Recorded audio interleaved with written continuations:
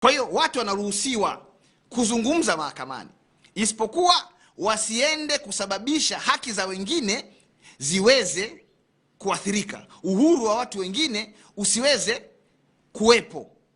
Lakini kutumia ibara ya 30 ibara ndogo ya kwanza ya katiba ya Jamhuri ya Muungano wa Tanzania kama ilivyoandikwa hapa ni kuthibitisha kuto kuielewa katiba.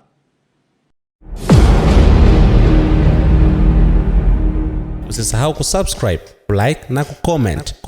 Nimelazimika kuja kwenu kuzungumzia hasa hili tamko ambalo limetolewa na Mahakama ya Tanzania siku ya tarehe 12 ya mwezi wa 8 mwaka 2026 ili kuweza kuona katika muktadha wa sheria kama tangazo hili au katazo hili lina uhalali wowote mbele ya macho ya sheria. Sasa msingi wa katazo hili kwa mawakili kuto kuongea na waandishi wa habari katika viunga vya mahakama umejikita katika sheria mbili. Moja ni kanuni ya 137 ya kanuni za mawakili na ibara ya 30 ibara ndogo ya kwanza ibara ndogo ya pili D ya katiba ya Jamhuri ya Muungano wa Tanzania.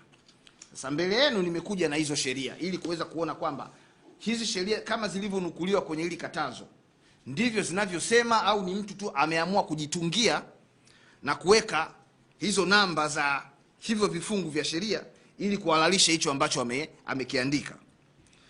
Mbele yenu ninazo hizo kanuni za maadili ya mawakili. Hizi hapa.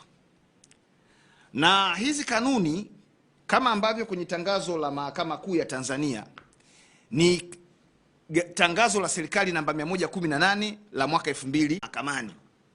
Kwa hiyo kama wakili anaamua kuzungumzia kesi iliyoko mahakamani katika namna nyingine ambayo haiwezi kutoa picha au taswira ya uwepo wa matokeo ambao hayajatolewa bado, huyo wakili hajafanya kosa na ni haki yake kuzungumza na vyombo vya habari.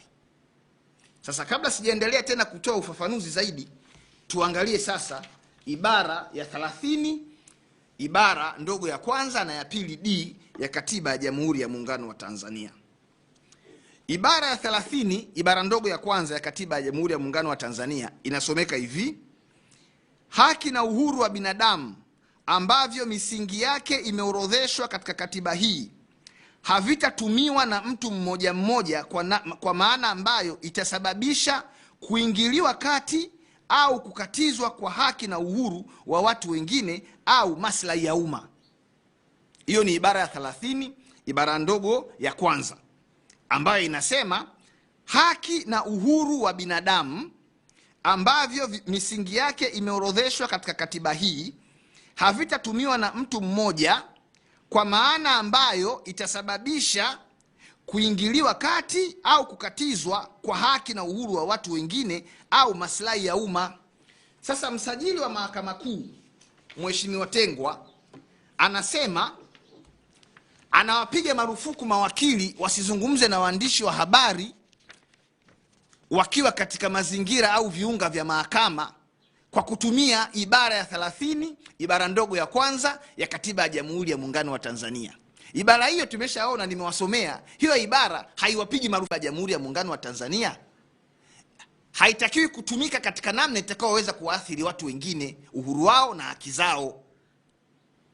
Kwa hiyo watu wanaruhusiwa kuzungumza mahakamani, isipokuwa wasiende kusababisha haki za wengine ziweze kuathirika, uhuru wa watu wengine usiweze kuwepo. Lakini kutumia ibara ya 30 ibara ndogo ya kwanza ya katiba ya Jamhuri ya Muungano wa Tanzania kama ilivyoandikwa hapa ni kuthibitisha kuto kuielewa katiba.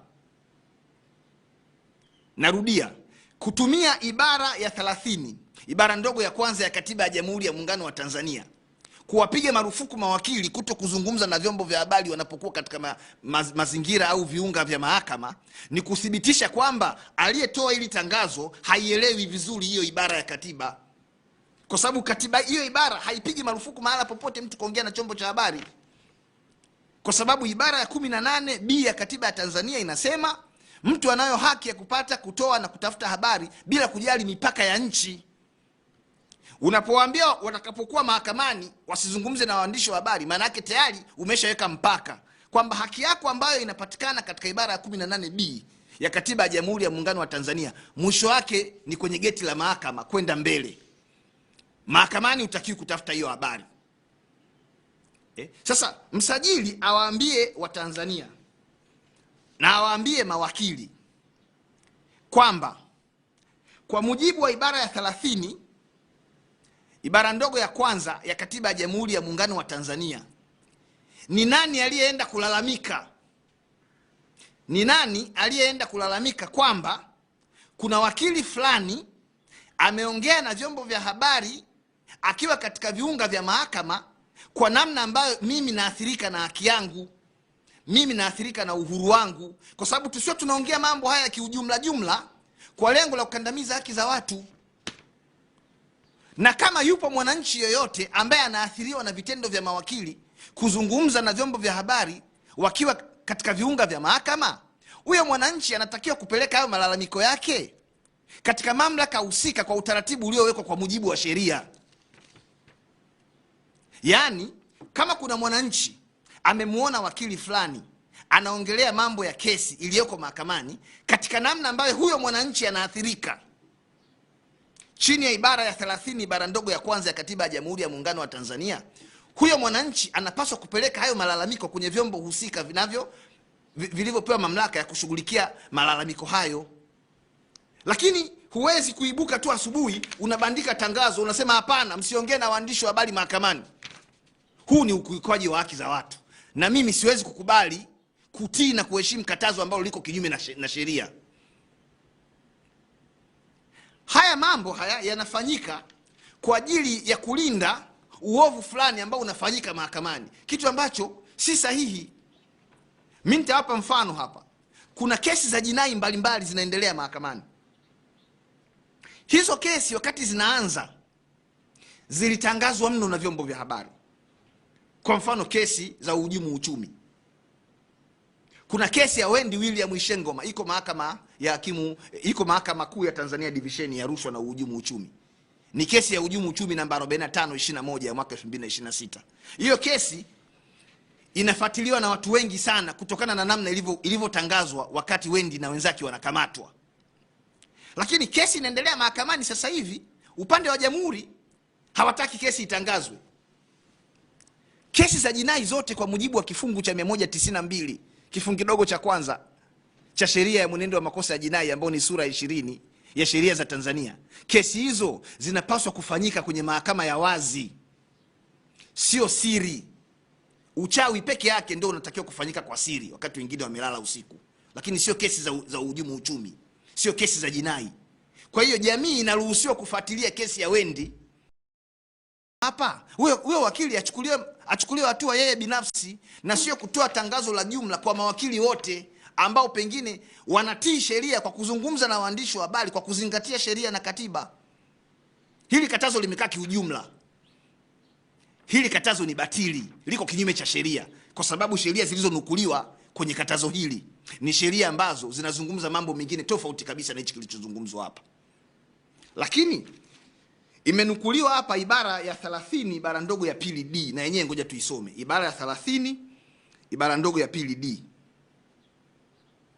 Ibara ya 30 ibara ndogo ya pili inasomeka hivi: ifahamike kwamba masharti yaliyomo katika sehemu hii ya katiba hii yanayofafanua misingi ya haki, uhuru na wajibu wa binadamu hayaharamishi sheria yoyote iliyotungwa wala kuzuia sheria yoyote kutungwa au jambo lolote halali kufanywa kwa mujibu wa sheria hiyo kwa ajili ya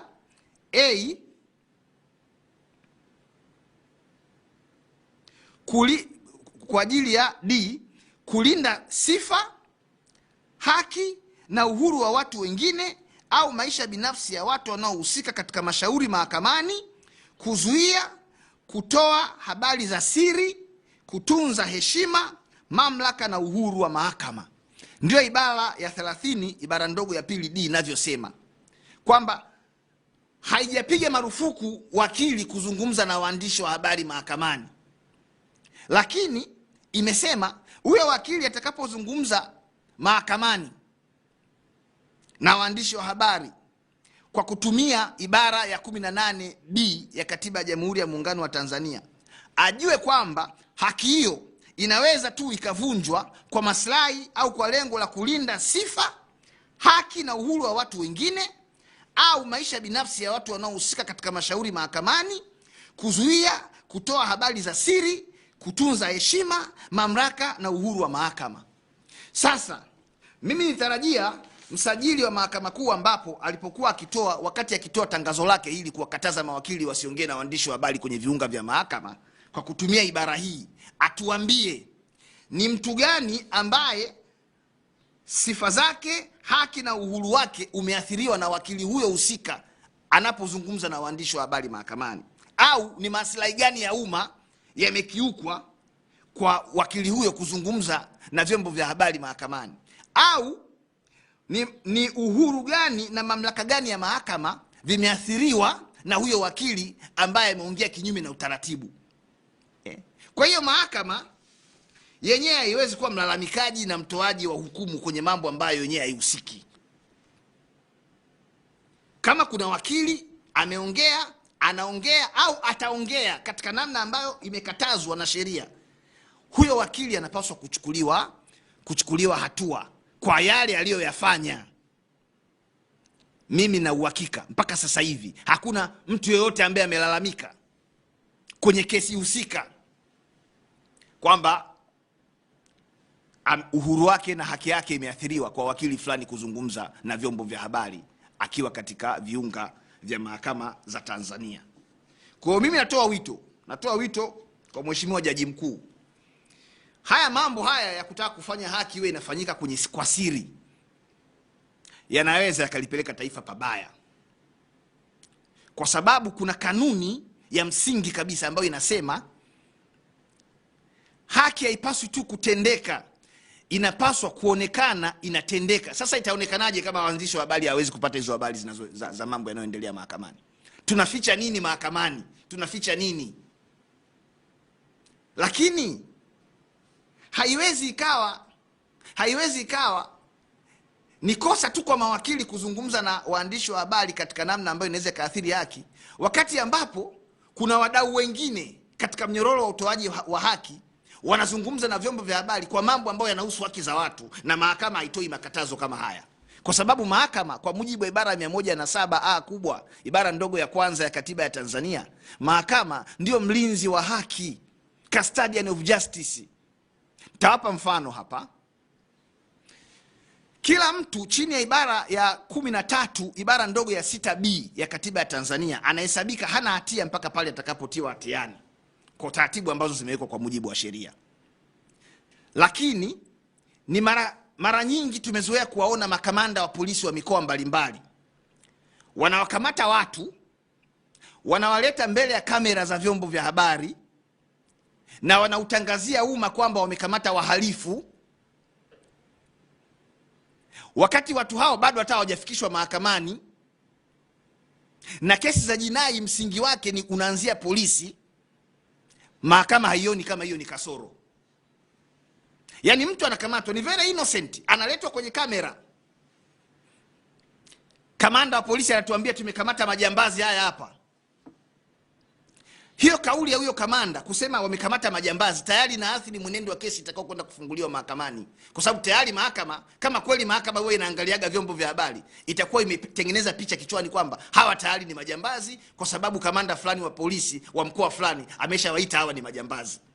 Kwa hiyo kama tunataka kulinda uhuru wa mahakama, kama tunataka kulinda mienendo ya kesi zinazoendelea mahakamani, tabia hii isipigwe marufuku kwa mawakili tu. Kama itakuwa kweli ni sahihi kufanya hivyo, tupige marufuku na mapolisi wasio wanaongelea mambo hayo ya kuwaita watu ni wahalifu wakati ambapo watu hao bado ni watuhumiwa tu, na kwamba mashtaka yao yanapaswa kupelekwa mahakamani ili mahakama ndio iende kaone kama watu ni majambazi kweli au sio. Hii tabia inakera sana. Ibara ya 13 ibara ndogo ya pili ya katiba ya Tanzania imepiga marufuku kuweka utaratibu wowote au kutunga sheria yoyote au kanuni yoyote ambayo ni ya kibaguzi.